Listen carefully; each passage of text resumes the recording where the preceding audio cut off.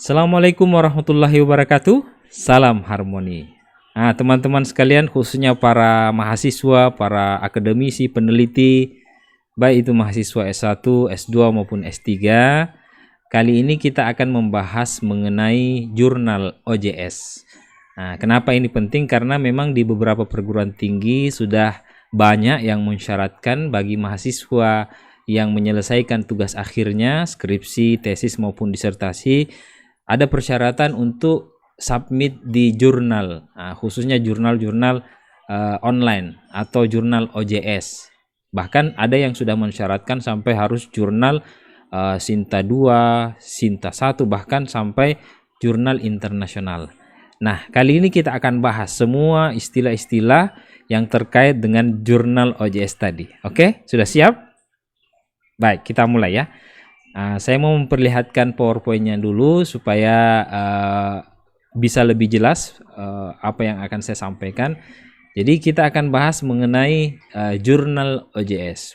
Nah, seperti di IAIN Samarinda ya, di IAIN Samarinda khususnya di program Pascasarjana itu sudah ada kebijakan bagi mahasiswa yang menyelesaikan tugas akhirnya untuk submit artikel di jurnal OJS sebagai persyaratan untuk mengikuti ujian munakasyah tesis. Jadi ujian akhirnya ya, harus submit dulu. Nah, mungkin ada di antara teman-teman yang masih bertanya-tanya apa sih itu jurnal OJS. Nah, sebelum kita bahas tentang jurnal OJS, kita bahas dulu macam-macam jurnal ilmiah. Jadi jurnal ilmiah itu memang ada bermacam-macam. Yang pertama namanya jurnal nasional. Jadi ini skopnya masih skop nasional. Ada jurnal nasional yang sudah di online kan, ada juga yang belum online. Nah, tapi kebanyakan sekarang sudah online ya. Jurnalnya itu jurnal yang ada di Indonesia. Nah, ini yang paling kalau bisa kita beri peringkat, dia berada yang paling rendah, jurnal nasional. Apalagi kalau belum online ya. Nah, kemudian ada juga jurnal nasional bereputasi, yang mana ini peringkatnya tentu lebih tinggi daripada jurnal nasional.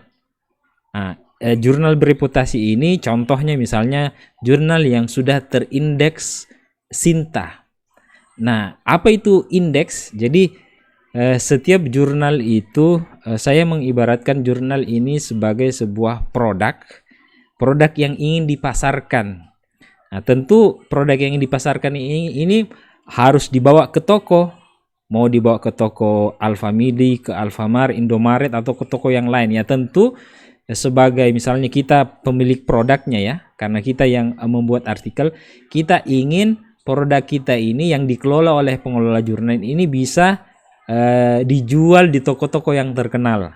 Nah, begitulah kurang lebih cara kerjanya indeks ya, pengindeksan. Jadi Sinta ini ya memang sudah menjadi pengindeks resmi yang berasal dari pemerintah. Artinya pemerintah dalam rangka untuk semacam lembaga akreditasi jurnal di Indonesia ya, mereka sejak tahun 2017 kalau nggak salah ya membuat indeks Sinta.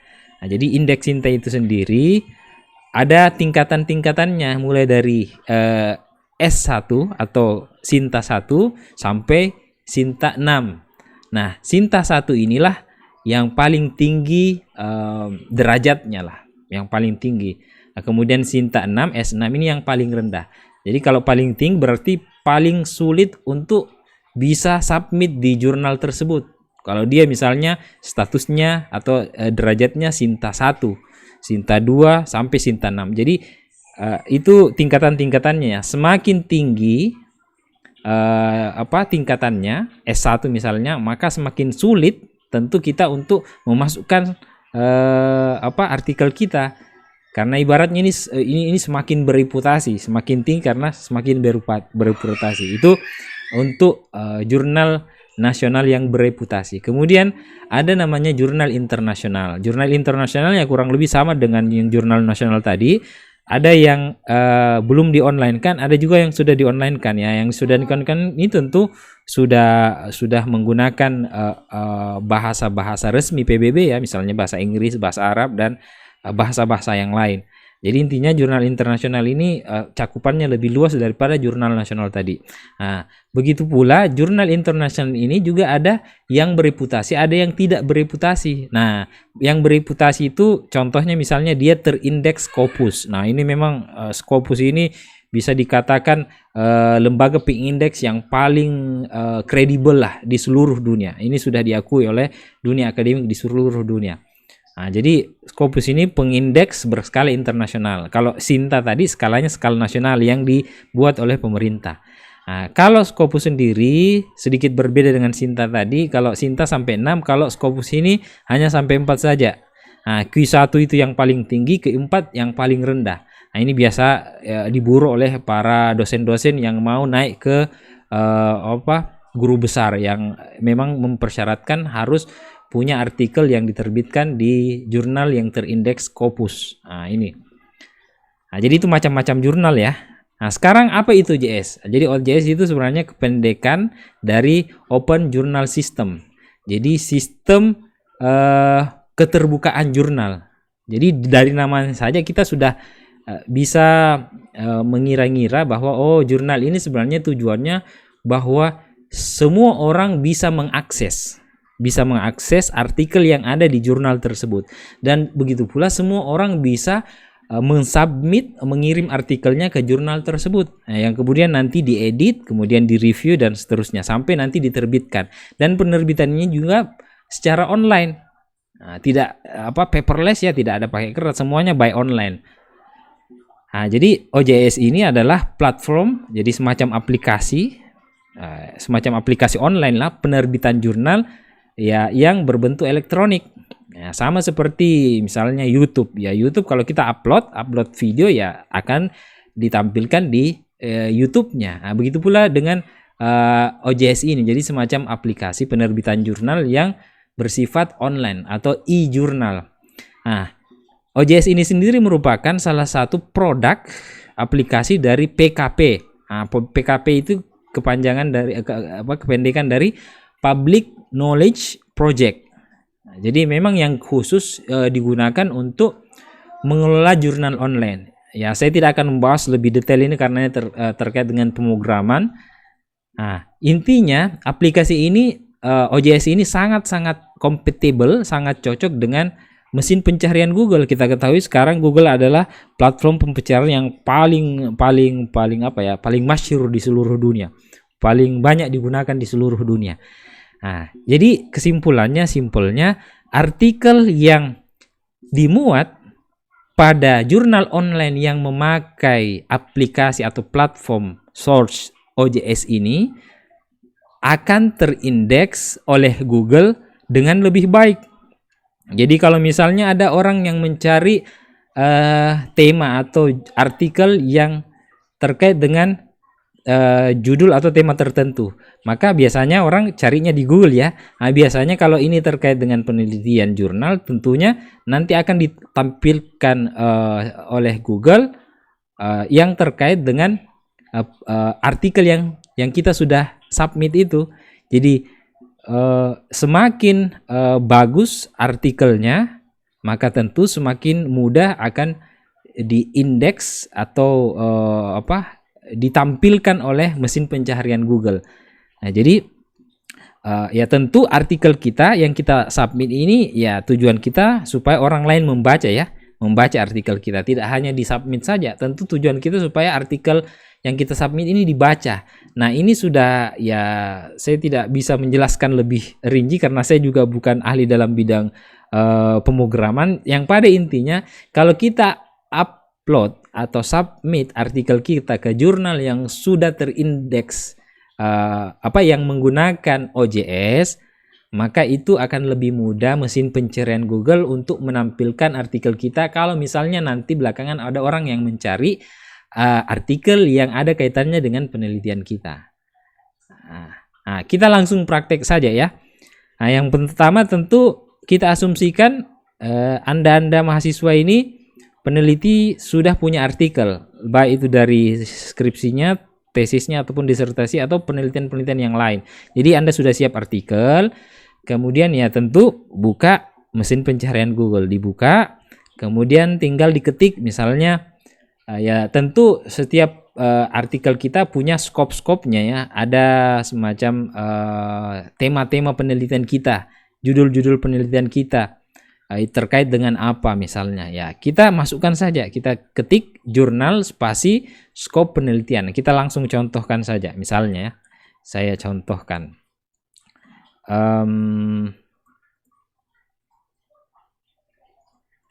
contohkan ya, kita buka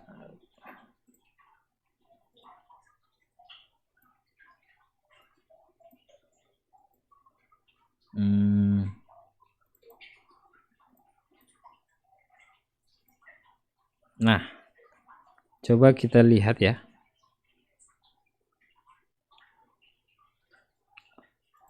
Nah, kita coba lihat. Nah, kita masuk ke mesin pencarian Google ya, misalnya google.com.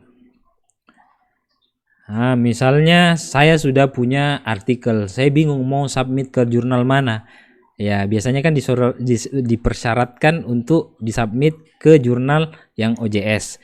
Nah, misalnya saya skop penelitian saya studi Al-Quran, saya tinggal ketik jurnal spasi Al-Quran misalnya, maka akan ditampilkan oleh mesin pencarian Google jurnal-jurnal yang terkait dengan skop penelitian kita. Nah, misalnya di sini saya beri contoh jurnal studi Al-Quran, portal jurnal UNJ, kemudian jurnal studi ilmu Al-Quran dan hadis, i-jurnal Uinsuka, kemudian Al-Fanar, jurnal ilmu Al-Quran dan tafsir oleh IIKI Jakarta, Al-Tadabbur, jurnal ilmu Al-Quran dan tafsir, kemudian Al-Bayan, At-Tibyan, dan masih banyak lagi jurnal-jurnal lain. Coba kita buka satu-satu, kita mau lihat. Nah, beginilah tampilannya. Ini yang bisa kita langsung lihat, ini ada nomor ya, nomor ISSN-nya. Nah, ini berarti sudah online ini. Kemudian ada archives-nya, ada penerbitannya. Ini sudah volume keberapa jurnalnya. Ini sudah ada beberapa volume di sini. Coba kita kembali. Nah, kita mau lihat dia terindeks kemana. Nah, biasanya itu ada di bawah. Kita scroll ke bawah. Nah, ini indexing by. Nah, indexing by Google. Nah, makanya tadi kan Google, mesin pencarian Google. Nah, ternyata ini juga sudah masuk kategori jurnal nasional yang bereputasi karena dia sudah masuk Sinta ya. Nah, bahkan sudah ada sertifikatnya di sini. Sudah kelihatan sertifikatnya di sini. Ini kalau kita lihat, kita zoom dulu, kita zoom. Mana tadi? Nah, ini. Oh, ternyata dia terakreditasi peringkat 3. Berarti dia Sinta 3 ya. S3. Nah, itu jurnal UNJ, studi Al-Quran. Nah, kita buka jurnal yang lain, misalnya Al-Fanar. Nah, Al-Fanar. Ini juga sudah ISSN-nya sudah online. Nah, berarti dia sudah OJS, sudah ada archives-nya, sudah ada volume-volumenya di sini, sudah ada beberapa volume, sudah ada beberapa penerbitan. Kemudian kita cari indexingnya, kita kembali ke home, kita mau tahu ini indexingnya kemana. Ini indexingnya sudah ada beberapa, Crossref, kemudian Google Scholar, Moraref, Garuda juga. Jadi sebenarnya pengindeks itu banyak, beragam, tidak hanya satu. Ya, kalau kita lihat di sini belum ada Sintanya ya, belum ada Sinta, ya kan? Berarti kemungkinan besar jurnal ini belum bereputasi ya, belum bereputasi karena belum ada Sintanya. Nah, kalau belum bereputasi sebenarnya bagi kita yang masih pemula dalam menulis artikel yang bisa di online kan jurnal, ya ini lebih bagus sebenarnya kalau belum masuk terindeks ke Sinta. Nah, karena ya semakin tinggi Sintanya maka semakin sulit kita memasukkan artikel. Tapi kalau Anda yakin tulisan Anda bagus ya enggak apa-apa, cari yang Sinta-Sinta aja. Kalau di sini belum ada Sinta ya, saya sarankan bagi yang masih pemula cari yang belum ada indeks Sintanya ya. Ya, ini masih jurnal nasional saja yang yang OJS lah, yang online ya, jurnal online. Belum ada Sintanya. Nah, ini juga kita lihat jurnal Tadabbur. Nah, ini sudah ada ISN-nya, sudah online, kemudian ada register. Nah, kita bisa register kalau mau submit jurnal, kemudian arsipnya kita lihat, oh sudah banyak penerbitannya juga. Nah, kita lihat lagi ke home untuk memeriksa indeksingnya, dia terindeks kemana. Nah, ini. Nah, indeksnya ini sudah ada beberapa akademia.edu, Google Scholar, Crossref, Moraref, Garuda. Nah, ini Indonesia juga sebenarnya punya. Tapi yang resmi dari pemerintah yang ini, yang Sinta ya, untuk akreditasi jurnal. Nah, kalau Sinta berarti ya dia sudah statusnya jurnal bereputasi ya. Kita bisa cek. Kita klik, kita lihat dia Sinta berapa. Nah, ini oh ya, kita hilangkan duanya. Kita enter. Akan muncul Sinta. Oh, ini nih Sintanya. Sinta skornya dia S4. Nah, berarti ya agak di bawah ini S4-nya. Ya. Nah, yang agak tinggi itu memang S2, kemudian S1 itu tinggi. Memang sulit. Nah, kemudian kita buka yang lain, Jurnal Al-Bayan. Fakultas Suldin UIN Sunan Gunung Jati Bandung. Nah, ini ISN-nya oke, online. Kemudian register bisa kita upload, bisa kita submit. Archives-nya kita lihat dia sudah ada beberapa penerbitan, ada beberapa volume. Nah, kalau kita kembali ke home dan lihat indeksingnya dia indeks kemana saja ini? Ini dia. Ini DOAJ, terindeks DOAJ, Google Scholar, Moraref, Sinta juga ini. Dia sudah Sinta ini. Nah, kita coba periksa dia Sinta berapa. Nah, kita hilangkan angka 2 ini karena dia sudah ubah domainnya. Nah, kita enter. Oh, ini cukup tinggi Sintanya. Ini dia Sinta 2. Nah, coba lihat ya. Sinta 2. Oke, kita ke jurnal yang lain. Nah, ini juga sudah ISSN-nya, sudah ada ISSN-nya, sudah online. Kemudian ISN-nya juga. Jadi kalau PISN itu untuk cetak ya, kalau ini untuk online. Nah, bisa kita register juga, bisa disubmit artikel kita, arsipnya juga sudah ada beberapa penerbitan berartinya ya. Sudah ada beberapa volume. Kita lihat sudah ada beberapa volume di sini ya. Nah, ini. Nah, kemudian kita mau cek dia terindeks kemana. Indexingnya kemana? Indexing by. Oh, dia masuk Sinta ini. Ini kita lihat sebelah kanan ya. Sudah ada sertifikat. Nah, kita lihat.